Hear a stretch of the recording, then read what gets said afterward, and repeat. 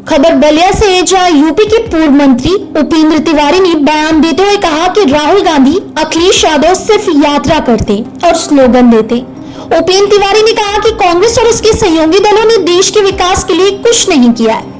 उपेंद्र तिवारी ने कहा कि कांग्रेस ने विरासत में देश को कर्ज में डूबे हुए बच्चे दिए।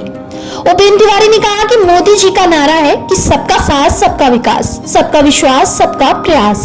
उन्होंने कहा कि इंडिया गठबंधन में पीएम पद के 28 दावेदार है, जबकि 2024 में 400 से ज्यादा सीटें जीतकर मोदी सरकार बनेगी। ग्रामीण पहली बात की आजादी की लड़ाई में बलिया के वीर शहीदों का सबसे बड़ा योगदान था। सबसे पहली आजादी बलिया में मिली थी। जो माननीय प्रधानमंत्री जी का विकसित भारत संकल्प यात्रा, उसका संकल्प ही एक ही है कि आज भी आगामी 2047 तक माननीय प्रधानमंत्री जी का विजन है कि हम अपने वीर शहीदों के सपने को साकार करने के लिए, जो हमारे देश की आज़ादी मिली, जब आज़ादी का हम शताब्दी वर्ष मनावें, तो एक ऐसा भारत जो आत्मनिर्भर, स्वावलंबी, एक विकसित भारत हो, जो दुनिया के मानचित्र पे विश्व का गुरु देश के रूप में दिखे। इस दिशा में ये मोदी जी और योगी जी के नेतृत्व में इस देश में काम चल रहा है। उसी के परिप्रेक्ष्य में विकसित भारत संकल्प यात्रा गांव-गांव में जा रही है। अभी तक जितनी योजनाएं पहुंची है, उसके लिए मोदी जी, योगी जी को, माननीय अमित शाह जी को, माननीय नड्डा जी को जनता धन्यवाद दे रही है। और जितनी योजनाएं शेष रह गई हैं, उनको सूचीबद्ध करके यथाशीघ्र कराने का प्रयास चल रहा है। इसीलिए विकसित भारत यात्रा गाँव-गाँव जा रही है। भारत में राहुल गांधी का भारत जोड़ो न्याय यात्रा करके एक यात्रा निकल रही है, जो उनकी सबसे ज्यादा उत्तर प्रदेश में रहने वाली है। इस यात्रा को आप कैसे देखते हैं? और अखिलेश यादव कल बलिया आए थे, उनका साफ तौर पर कहना था कि इस यात्रा से पहले सीट बंटवारे का वो तय हो जाए, उसके बाद उस यात्रा में अखिलेश यादव या समाजवादी पार्टी शामिल होगी। अभी से इस तरह की बयानबाजी इंडिया गठबंधन में आप कैसे देखते हैं और क्या कहना चाहिए? देखिए, चाहे राहुल जी हो, चाहे अखिलेश जी, इन लोगों को सिर्फ यात्रा करना है और इनको स्लोगन देना है। राहुल जी के नाना जब इस देश के प्रधानमंत्री थे, नेहरू जी, तो उन्होंने कहा कि रोटी, कपड़ा और मकान, ये नारा दिया। उनकी दादी जब देश की प्रधानमंत्री थी, तो उन्होंने कहा कि गरीबी हटाओ, देश को बचाओ। राजीव गांधी जी और राहुल जी हैं, तो बेरोजगारी हटाओ, देश बचाओ का नारा दे रहे हैं। एक परिवार के लोगों ने इस देश पर 45 साल तक राज किया, और कांग्रेस पार्टी, उसके सहयोगी दलों ने 55 से 60 साल तक राज किया। और इस उत्तर प्रदेश हिंदुस्तान की जनता को न रोटी दिया, न कपड़ा दिया, न दिया मकान, न गरीबी हटाया, न देश बचाया, न बेरोजगारी हटाया, न देश बचाया।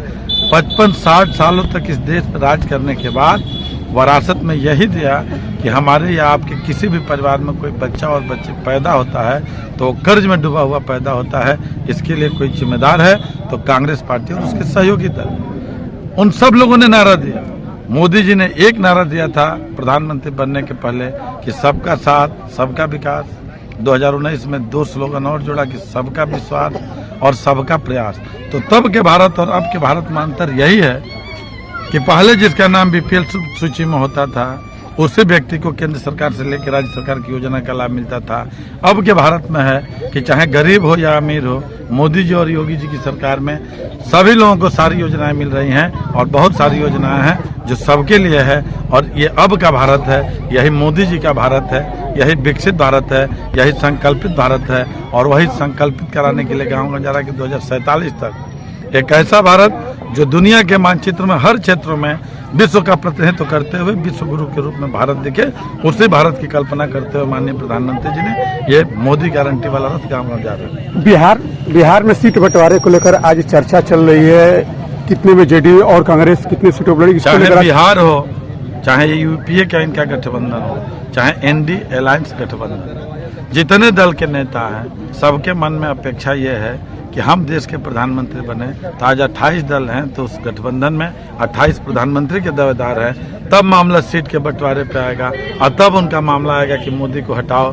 देश की जनता का लगाव मोदी के साथ है, देश के गरीब मोदी के साथ है, देश के किसान मोदी के साथ है, देश के नौजवान मोदी के साथ है, देश की माताएं बहनें सबकी दुआ मोदी के साथ है। तो पिछली बार से भी ज्यादा प्रचंड बहुमत के साथ अब की बार 404 पार से ऊपर आकर के मोदी जी के नेतृत्व में प्रचंड बहुमत के साथ सरकार बनने जा रही है।